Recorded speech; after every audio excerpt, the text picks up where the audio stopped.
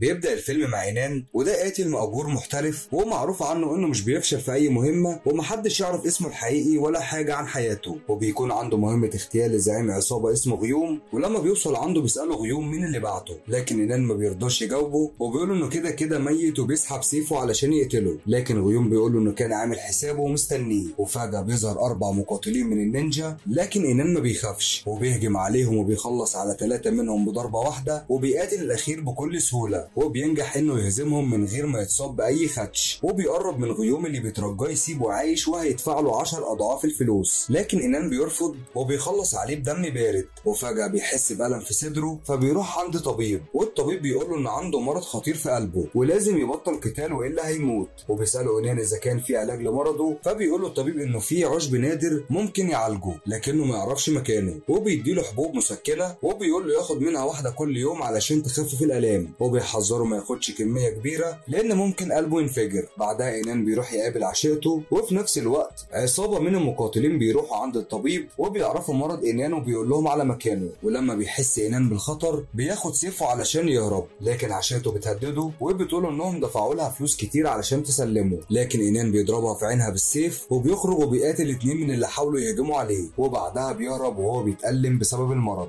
وبعد سنة بنشوف إينان وهو عايش في قرية بعيدة في الجبل بعد ما اعتزل القتال بسبب مرضه، وبيستغلوا الاطفال انه نايم وبيسرقوا كل حاجته. بعدها اينان بيصحى وبيكون ماشي في الشارع وبيلاقي مجموعه من اللصوص بيهجموا على واحده وهي بتطلب منه مساعده، لكن اينان بيتجاهلها وبيكمل طريقه، ولما واحد منهم بيحاول يضربها بالقلم اينان بيمنعه وبيمسك ايده، لكن اللصوص بيتخانقوا معاه وبيوقعوه على الارض وبيضربوه وهو مش بيدافع عن نفسه. بعدها بتاخده البنت اللي بيكون اسمها سو معاه للبيت وبتعمل له اكل، ولما بيخلص اينان بيشكرها على الوجبه وبيودعها علشان يمشي، لكنها بتجبره يساعدها في شغل المطعم وبتخليه يقدم الطلبات للزباين وينظف المكان، ولما بيخلص بتطلب منه يقطع خشب علشان تعمل العشاء، وبالليل بتلاحظ سو انه ما عندوش مكان يبات فيه فبتقول له انه ممكن يقعد عندها في البيت، وبتهدده وبتقول له لو قربت مني هقتلك، فاينان بيقول لها انه مش اعمى علشان يفكر يعمل كده. بعدها اينان بيتعرف على ابن سو اللي اسمه تشول وبيعرف منه ان امه دايما بتعطف على الفقراء اللي زيه، وبيقول له انه عاوز يبقى محارب ويقاتل الاشرار وينتقم لابوه اللي مات، وبيطلب منه يخلي الكلام ده سر ما بينهم. ولما بيناموا بيحلم اينان بكابوس وبيصحى مفزوع، وتاني يوم اينان بيروح يقابل واحد صاحبه في القريه وبياخد منه حاجته اللي الاطفال سرقوها وبيديله اينان كل الفلوس اللي معاه، وبيطلب منه يدور على العشبه النادره، وبيوعده صاحبه انه هيعمل كل اللي يقدر عليه، وبيحذره ان في ناس كتير بتدور عليه وعايزين يقتلوه، وبيطلب منه ما يعملش مشاكل ويحاول يعيش في سلام، واينان بيطمنه وبيقول له انه بيعمل كده، وبعدها بيسيبه وبيمشي وبيروح يقابل سو وبيطلب منها يشتغل ويقعد عندها فتره، وسو بتوافق وبتعلمه ازاي يتعامل مع الزباين وبتقول له يضحك في وشهم وبتخليه يمسك الفراخ علشان تذبحهم. وبالليل بنشوف 2 قطاع طرق محبوسين وبيقول لهم الحارس انه هيتم اعدامهم بكره، وبيرمي لهم الاكل على الارض، لكن واحد منهم بياخد المعلقه من الاكل وبينجح انه يحرر نفسه وبيخرج من القفص وبيقاتل الحراس وبيهرب. وتاني يوم بيعرف عمده القريه اللي حصل وبيعاقب الضابط والحراس علشان اثروا في شغلهم، وبيطلب منهم يقبضوا على قطاع الطرق في اقرب وقت لانهم خطر على القريه. بعدها اينان بيشوف صوره قاطع الطريق وهي متعلقه على الحيطه وبيكون اسمه دوتشي، وبيشوف حراس عاملين كمين على الطرق علشان يقبضوا على دوتشي، ولما بيشوفوا اينان بيسالوه عن هويته، لكن تشول بيقول لهم انه شغال عندهم في المطعم وبيسمحوا له انه يعدي. وبالليل تشول بيحس بالتعب وامه بتحاول تعالجه، واينان بيسالها على جوزها فبتقول له انه اتقتل على ايد قطاع الطرق، ولما هي بتساله عن حياته وشغله ما بيرضاش يجاوبها. وفي الوقت ده بيكون عمده القريه في بيته وبيظهر من وراه قاتل مأجور اسمه جون وبيهدده بالسيف وبيقول له ما يحاولش يقبض على دوتشي والا هيقتله هو وعيلته. وتاني يوم بيتكلم العمده مع المساعد بتاعه اللي اسمه كيم وبيعرف منه ان دوتشي اخو زعيم قطاع الطرق وانهم بيتاجروا في الافيون والكل بيخاف منهم حتى الحكومه، وبينصحوا كيم يبعد عنهم والا هيموت، والعمده بيخاف على حياته وبيقرر يبطل يدور على دوتشي. بعدها بنكتشف ان كيم بيتعاون مع قطاع الطرق وبيتاجر معاهم في الافيون وبيكون مستني دوتشي يخرج علشان يكمل شغل معاه. واينان بالليل بيكون راجع للبيت وبيلاحظ ان الحرس سابوا مكانهم، ولما بيوصل بيتفاجئ ان في 2 بياكلوا في المطعم وبيعرف انهم قطاع الطرق اللي هربوا، وبتكون سو خايفه وبتمثل انها ما تعرفهمش وبتطلب من ابنها تشول انه يدخل ينام لكنه بيرفض وبيكون باين عليه انه يعرفهم، وبينادي دوتشي عليه، ولما بيروح لتشول بيقول له انه شجاع وبيديله فلوس لكنها بتكون عليها دم وبيفضل يضحك، وبيتعصب تشول وفجاه بيضربه بالسكينه وبيقول له ان هو اللي قتل ابوه، لكن دوتشي بيقدر انه يمسك السكينه بايده وبيزقها على الارض، وبتعيط سو وبتطلب منه يسامح ابنها، لكن بيقول لها دوتشي انه لازم يتعاقب، وبيقول لصاحبه يقطع دراع تشول. ولما بيقرب منه صاحبه علشان يضربه بيتدخل اينان وبيصد السيف بسكينه صغيره، وبيستغرب المجرم من اللي حصل وبيهجم عليه، لكن اينان بيهزمه بسهوله وبيكسر السيف بتاعه وبيجرحه في كتفه. وبيتفاجئ دوتشي من سرعته وقوته وبياخد السيف وبيساله عن هويته، لكن اينان ما بيردش عليه، فبيقوم هاجم دوتشي عليه، لكن اينان بيتفادى الضربه وبيقتله في اقل من ثانيه. وبيتصدم الكل من اللي حصل وبيزحف المجرم التاني وبيحاول يهرب، لكن اينان بيقرب منه وبيخلص عليه، وبيروح يغسل ايده من الدم وبيحفر حفره في الارض وبيدفن فيها الجثث، وبيشكره تشول على اللي عمله، لكن اينان بيتعصب عليه وبيقول له ما يجيبش سيره لحد. وتاني يوم بيستغرب كيم لان دوتشي ما ظهرش لحد دلوقتي، وبيلف في القريه كلها يدور عليه، وبيروح ياكل في المطعم وبيتكلم مع سو بيوريها صوره دوتشي، وبيسالها اذا كان جه المطعم، فبتقول له سو انها ما شافتوش، لكنه بيحس انها بتكذب وبيشك فيها. وبعدها وهو مروح بيقابل تشول في الطريق وبيفضل يتكلم معاه وبيعرف منه مكان الجثه، وبيروح هناك وبيحفر وبيخرج الجثه وبيعرف انه مات بضربه واحده، واكيد اللي عمل كده قاتل محترف. وبعدها بيروح لصاحب اينان وبيساله اذا كان يعرف مين القاتل المحترف اللي عايش في القريه، لكن صاحب اينان ما بيرضاش يجاوبه. وبيظهر جون وبيقاتل معاه وبيقطع دراعه، وبيعترف صاحب اينان بالهزيمه وبيقول له يقتله، لكن كين بيضحك وبيهدده انه هيقتل الاطفال اللي عنده وهيعذبهم، فبيضطر يعترف على اينان. وبيتصدم مساعد العمده اول ما بيسمع الاسم، وبيتفاجئ ان قاتل مشهور زي اينان موجود عنده في القريه. بعدها سو بتكون قلقانه على ابنها وعايزه تروح تدور عليه، لكن اينان بيحس ان في حد قريب وبيمسك السكينه وبيقول له يخرج. وفجاه بيظهر من الضلمه جون ومعاه مجموعه من المقاتلين، وكانوا هيتخانقوا معاه، لكن كيم بيوقفهم وبيقول لهم انه جاي علشان يتكلم. وبتساله سو على مكان ابنها، وبيقول لها كيم انه كويس لكنهم عملوا مصيبه كبيره، وان اخو دوتشي لو عرف هيقتلهم كلهم وينتقم من اهل القريه لانه اخطر قاطع طريق. وبيعرض على اينان انه يقاتل اخو دوتشي وهيرجع لهم تشول، وكمان هيديله العشبه النادره اللي هتعالج مرض قلبه. وبيوافق اينان وبيروح يجهز حاجته وبياخد السيف بتاعه، وبتدخل عليه سو وبتترجاه ينقذ ابنها، وبتقول له انها مستعده تديله مطعم وكل اللي معاها. وبيروح اينان يقابل صاحبه وبيساله على كيم واذا كان قادر انه يجيب له العشبه النادره اللي هتعالج مرضه، وبيحكي له صاحبه ان كيم راجل خطير وبيتاجر في الافيون وعنده رجاله كتير بتنفذ اوامره، وانه بيجبر اهل القريه انهم يتنازلوا عن ممتلكاتهم واراضيهم بالقوه، وانه هو اللي مسيطر على القريه مش العمده. وبيقول له يحذر منه وما يثقش فيه لان عنده مبارزين اقوياء، لكن اينان ما بيهموش وبيقرر يبدا مهمته. وبيفضل ماشي في الغابه لحد ما بيوصل للمكان اللي عايش فيه اخو دوتشي، ولما بيوصل بيبدا يقاتل الحراس اللي مراقبين المكان، وبينجح انه يدخل الاوضه اللي فيها زعيم قطاع الطرق اللي بيكون اسمه سونج. واول ما بيشوف اينان بيروح عنده وبيقول له انه شايف في عينه شر كبير، وهو بيضربه اينان بالسيف في بطنه، لكنه بيتفاجئ ان سونج ما بيتاثرش وبيضرب اينان وبيوقعه على الارض، وبيخرج السيف من بطنه كانه مش حاسس باي الم، وبيهجم على اينان وبيبدا يضرب فيه، وبيحاول اينان يدافع عن نفسه وبيخنقه برجله، لكن سونج بيكون عنده قوه مش طبيعيه وبيزقه على الارض، وبينجح اينان انه يعوره في رجله، وبيقع سونج على ركبته، وبيستغل اينان الفرصه وبيخلص عليه بالسيف. وتاني يوم بيرجع اينان للجبل بعد ما خلص المهمه، لكن وهو في الطريق بيتفاجئ برجاله كيم محاصرينه وبيكون معاهم اسلحه كتير وبيبداوا يهجموا عليه، لكن اينان بيكون لسه محافظ على مهارته وقوته وبيخرج سيفه وبيبدا يقاتل فيهم، وبيتصدم الكل من سرعته وبيخافوا وبيحاولوا ينسحبوا، لكن اينان مش بيسيبهم وبيجري وراهم وبيخلص على عدد كبير منهم، ومحدش بيقدر يلمسه ولا حتى يجرحه. بس فجاه بيحس بالتعب بسبب مرض قلبه وبيقع على الارض، وبيظهر كيم وهو بيضحك وبيقول له انه خدعه وانه مستحيل يديله العشبه، وبيحاول اينان يستجمع قوته علشان يقتله، لكن جون بيتدخل وبيضربه على راسه وبيغمى عليه، وبيؤمر كيم رجالته انهم يقبضوا عليه ويجيبوه. وبالليل بنشوف اينان وهو مربوط بسلاسل، وبيكون جون قاعد قدامه، وبيقرب واحد من رجالته عند اينان وبيكون عايز يقطع له رجله علشان ما يعرفش يهرب، لكن اينان بيزقه وبيكتفه برجله وبيعضه من رقبته لحد ما قتله. وبيعجب جون بيه وبيقول له انه كان نفسه يقابله من زمان، وبيقول له انه ما خسرش ولا نزال في حياته، وبينجح اينان انه يفك نفسه وبيقول له استعد علشان هيخسر لاول مره، لكن جون بيضحك وبيقول له انه هيهزمه ب10 حركات وهياخد منه لقب اقوى مقاتل. وبيبدا النزال وبيهجم جون على اينان وبيكون باين عليه انه سريع ومحترف، وبيفضل اينان يصد هجومه وهو محافظ على تركيزه، فبيتغر جون بنفسه وبيهجم عليه بكل قوته، لكن اينان بيصد السيف بتاعه وبيطعنه في بطنه، وبيتصدم جون انه اتهزم وبيعترف بقوه اينان وانه فعلا اسطوره، وبيقع على الارض